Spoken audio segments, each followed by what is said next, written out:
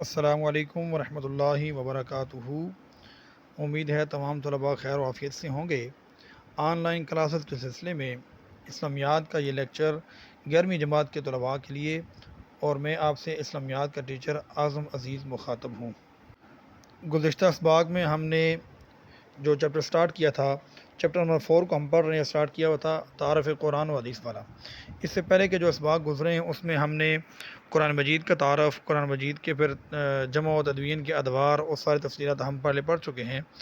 آج کے سبق میں ہم جو دیکھیں گے وہ ہم حدیث کو ٹچ کریں گے۔ تو اس میں سب سے پہلے حدیث مبارکہ کی تعریفات آئیں گی، تعریف حدیث کی ہوگی، پھر اس کی اقسام کی تعریفات، اس کی مثالیں ہوں گی، پھر اس کے بعد سنت کی تعریف، اس کی مثال، پھر اس کے بعد جا کے جمع و تدوین کے ادوار آئیں گے، تدوین حدیث کے ادوار، پھر اس کے بعد کس دور میں کون سی پیشرفت ہوئی۔ ان تمام چیزوں کو بے ترتیب ہم انشاءاللہ دیکھتے جائیں گے۔ تو لیکچر کو غور سے سمجھے گا، انشاءاللہ آپ کو ہر بات سمجھ آ جائے گی۔ پھر بھی جو بات سمجھنا ہے وہ آپ پرسنلی مجھ سے پوچھ سکتے ہیں۔ بسم اللہ الرحمن الرحیم۔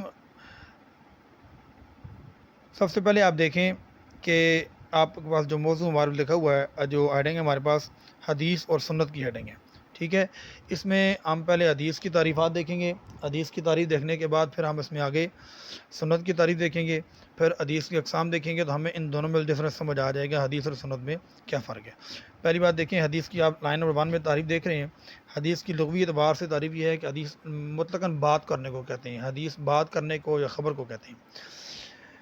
شریعت کی اصطلاح میں حدیث کیسے کہتے ہیں؟ تو شریعت کی اصطلاح میں حدیث اس خبر کا نام ہے جس میں نبی علیہ الصلوۃ والسلام کے کسی قول، فعل یا نبی علیہ السلام کی تقریر کا تذکرہ ہو۔ یہ خط آپ کو یہ تعریف نظر آ رہی ہوگی، یہ تعریف لکھی ہوئی ہے کہ جس میں اس خبر کا نام ہے جس میں نبی علیہ السلام کے کسی قول، فعل یا تقریر کے بارے میں خبر دی گئی ہو، اس کو حدیث کہتے ہیں۔ پھر اسی اعتبار سے آگے حدیث کی اقسام میں 3 ہیں۔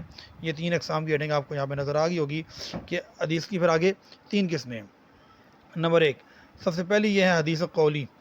قولی حدیث وہ کہلاتی ہے جس میں نبی علیہ السلام نے کسی کام کے کرنے یا نہ کرنے کے بارے میں کہا ہو کہ آپ یہ کام کریں اور یہ کام نہ کریں۔ جیسے نبی علیہ السلام نے فرمایا پانی بیٹھ کے پیو، پانی کو 3 سانسوں میں پیو، ٹھیک ہے۔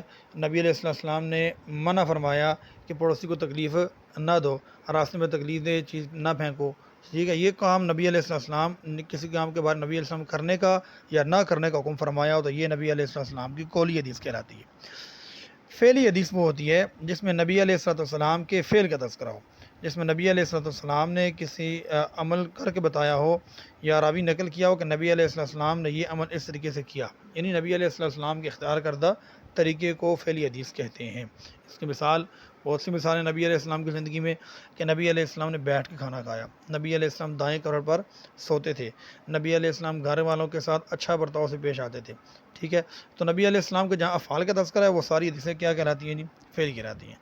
تیسرا موضوع ہمارا حدیث تقریری حدیث وہ کہلاتی ہیں کہ نبی علیہ السلام کے سامنے کسی نے کوئی عمل کیا اور نبی علیہ السلام نے اس پر خاموشی اختیار کی۔